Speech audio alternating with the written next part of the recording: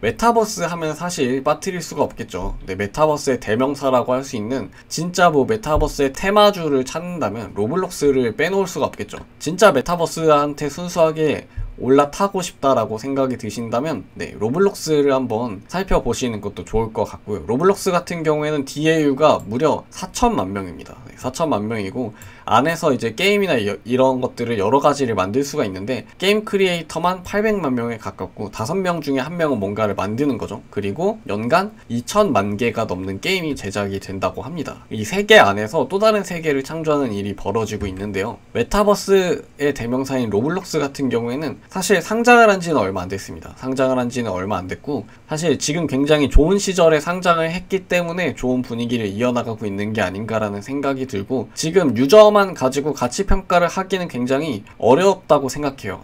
지금 뭐 재무지표도 제대로 나온 것들이 없고 굉장히 뭐 장기간에 걸쳐서 볼 수 있는 지켜볼 수 있는 회사가 아니기 때문에 순수하게 미래 가치를 어떻게 평가하느냐에 따라서 가격은 변동성이 많이 커질 것 같고요. 현재를 보기보다는 순수하게 나는 메타버스의 미래를 믿어 하시는 분들만 미래 가치를 보고 투자를 하는 게 가능하지 않을까라는 생각이 듭니다. 로블록스의 지표를 보면은 뭐 볼 게 없어요. 재무지표들을 보면은 마이너스입니다.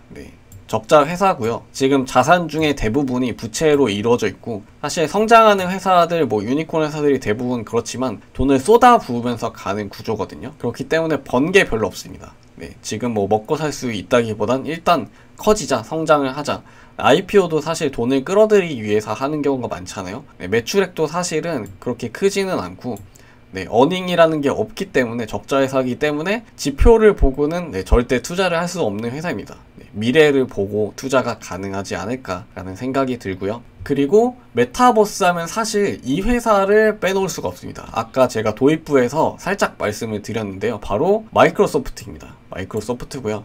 이게 2014년도 기사의 제목이에요. 스웨덴의 게임사 모장을 3조를 주고 인수를 했다. 당시에는 다들 미쳤나?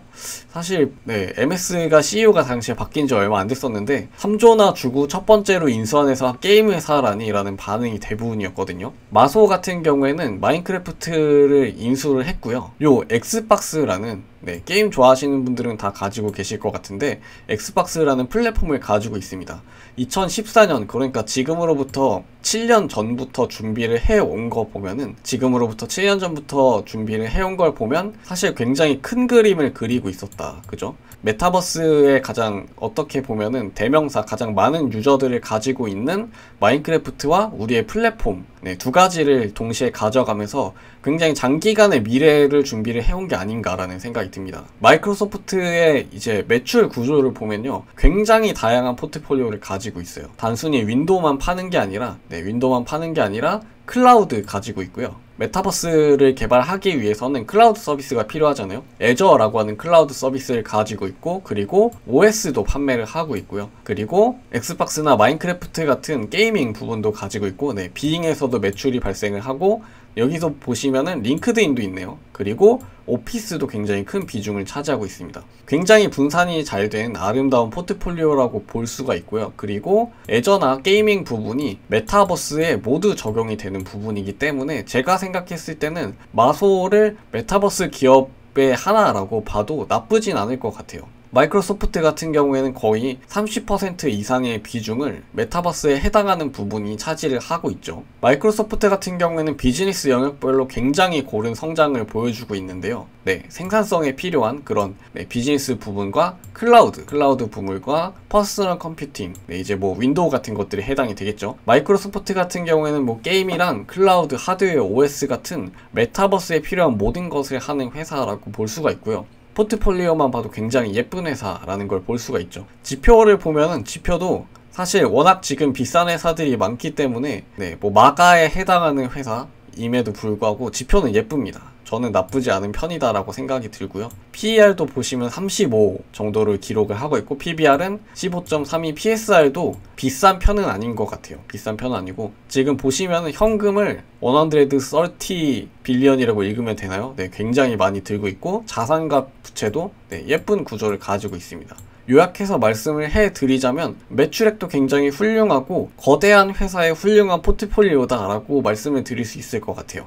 그리고 그러면 ETF는 없나요? 라고 질문을 해보시는 분들이 있을 것 같은데요. ETF도 있습니다. 메타라는 ETF가 있고요. 이름부터 굉장히 잘 지은 것 같은데 한번 같이 살펴보도록 하죠. 나는 귀찮으니까 그냥 통째로 사고 싶다 하시는 분들은 요 메타라는 ETF를 보시면 좋을 것 같은데요. 기본적으로 아까 보셨던 회사들이죠.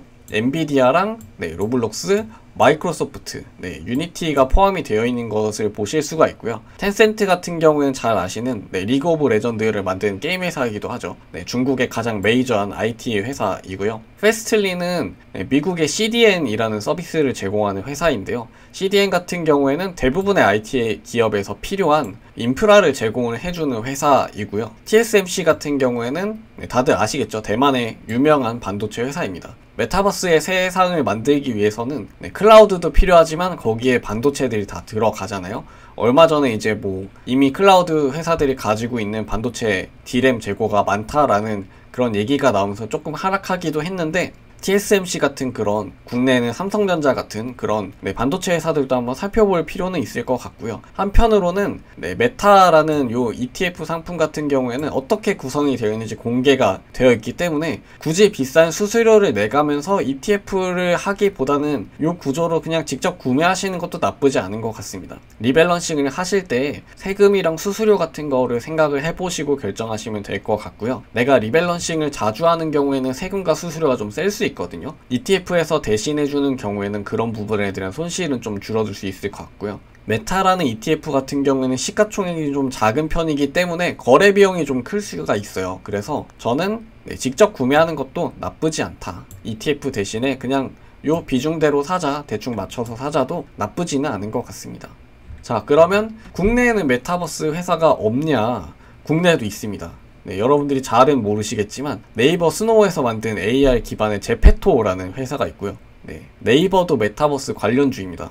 제페토 스튜디오에는 2020년 기준으로 9만 개의 아이템이, 그리고 2021년 기준으로 200만 개 이상의 아이템이 등록이 됐고요.